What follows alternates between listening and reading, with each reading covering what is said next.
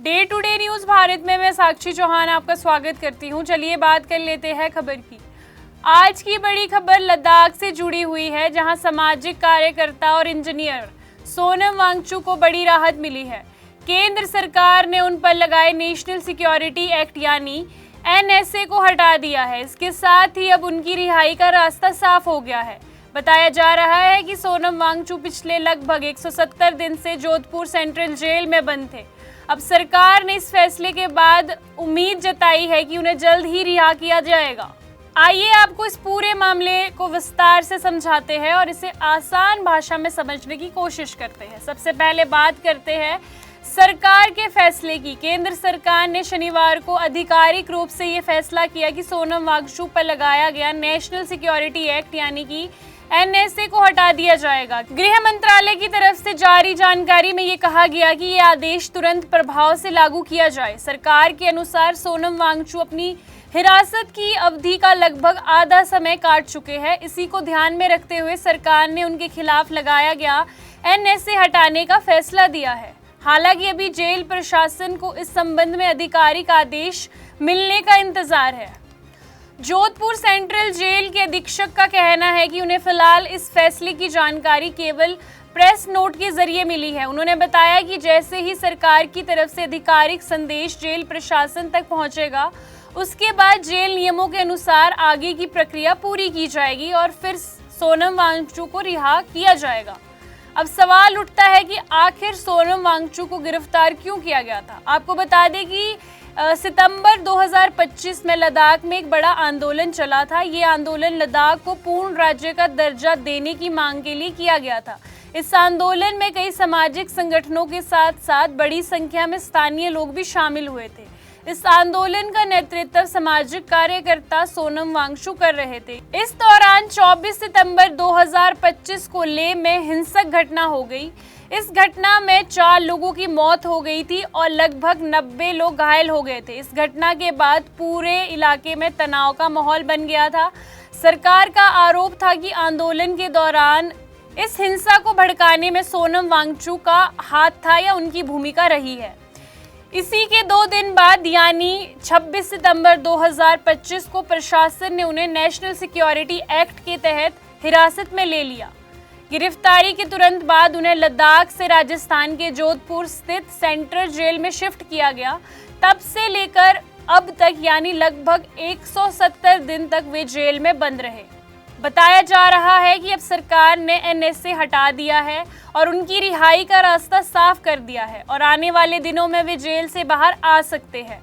अब यहाँ समझना जरूरी है कि आखिर NSA कानून क्या है और ये क्यों लागू किया जाता है। नेशनल सिक्योरिटी एक्ट भारत का एक ऐसा कानून है जो सरकार को ये अधिकार देता है कि अगर किसी व्यक्ति से देश की सुरक्षा या कानून व्यवस्था या सार्वजनिक शांति को खतरा हो सकता है तो सरकार बिना मुकदमा चलाए उसे हिरासत में ले सकती है। इस कानून के तहत किसी भी व्यक्ति को अधिकतर 12 महीने तक नजरबंद रखा जाता है। अब बात करते हैं सोनम वांगचुक के जीवन और उनके कामों के बारे में। सोनम वांगचुक का जन्म साल 1966 में लद्दाख में हुआ था। उनका बचपन काफी संघर्ष भरा रहा। उनके गांव में स्कूल नहीं था, इसी वजह से वे 9 साल की उम्र तक किसी भी स्कूल में नहीं गए और इसी वजह से उन्होंने 9 साल तक किसी भी स्कूल से आधिकारिक रूप से पढ़ाई नहीं की। इस दौरान उनकी मां ने ही उन्हें घर पर बुनियादी शिक्षा दी। इसके बाद वे पढ़ाई के लिए श्रीनगर गए, जहां उन्होंने एक स्कूल में दाखिला लिया और आगे की पढ़ाई श्रीनगर से शुरू की। इसके बाद उन्होंने दिल्ली में भी अपनी पढ़ाई की और आगे चल के वे इंजीनियर की शिक्षा प्राप्त की। उन्होंने national institute of technology Srinagar से मैकेनिकल इंजीनियरिंग में BTech की डिग्री हासिल की। इंजीनियरिंग की पढ़ाई पूरी करने के बाद उन्होंने समाज के लिए काम करने का फैसला किया। साल 1988 में उन्होंने अपने भाई और 5 साथियों के साथ मिलकर एक संगठन की शुरुआत की। इस संगठन का नाम रखा गया था student education and culture movement of Ladakh. इस संगठन का उद्देश्य लद्दाख के सरकारी स्कूलों में शिक्षा व्यवस्था को बेहतर बनाना था। उन्होंने शिक्षा में सुधार किए और नए नए प्रयोग किए और बच्चों को व्यवहारिक और स्थानीय जरूरतों के अनुसार शिक्षा देने पर जोर दिया। इसके बाद उन्होंने ऑपरेशन न्यू होप के नाम से एक पहल चलाई। इस पहल के तहत सरकारी स्कूलों में शिक्षा, स्थानीय भाषा में पाठ्यक्रम तय करना होगा, शिक्षकों की ट्रेनिंग और गांव स्तर पर शिक्षा समिति बनाना शुरू करना होगा। इन प्रयासों के कारण लद्दाख के कई स्कूलों में शिक्षा व्यवस्था में सुधार देखा गया। इसके अलावा सोनम वांगचुक ने मीडिया के क्षेत्र में भी काम किया। उन्होंने साल 1993 में एक प्रेस मैगजीन भी शुरू की।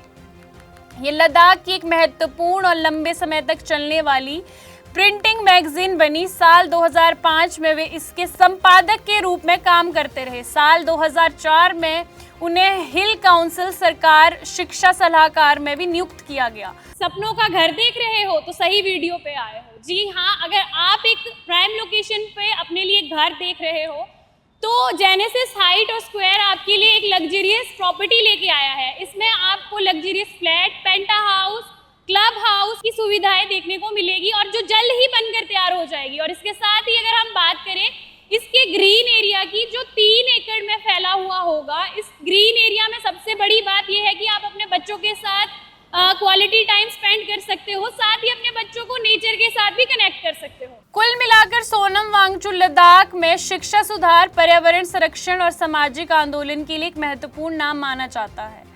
अब जब सरकार ने उनके खिलाफ लगाया गया NSA हटा दिया है तो लद्दाख के लोग और उनके समर्थकों के बीच इस फैसले को लेकर काफी चर्चा हो रही है। कई लोग इसे एक सकारात्मक कदम मान रहे हैं, जबकि कुछ लोग इसे पूरे मामले पर अलग अलग राय दे रहे हैं। अब सभी की नज़र इस बात पे है कि उनकी रिहाई के बाद लद्दाख में चल रहे आंदोलन और राजनीतिक माहौल पर क्या असर पड़ेगा। आपको बता दें कि day to day news Bharat निष्पक्ष तरीके से पत्रकारिता करता है। हमारा कोई भी रिपोर्टर फील्ड में किसी से कोई उपहार या विज्ञापन स्वीकार नहीं करता। हम हमेशा दबे कुचले लोगों की आवाज़ बनते आए हैं और आगे भी बनेंगे। खबरों का सिलसिला यूं ही रहेगा जारी। बने रहिए day to day news Bharat के साथ। नमस्कार।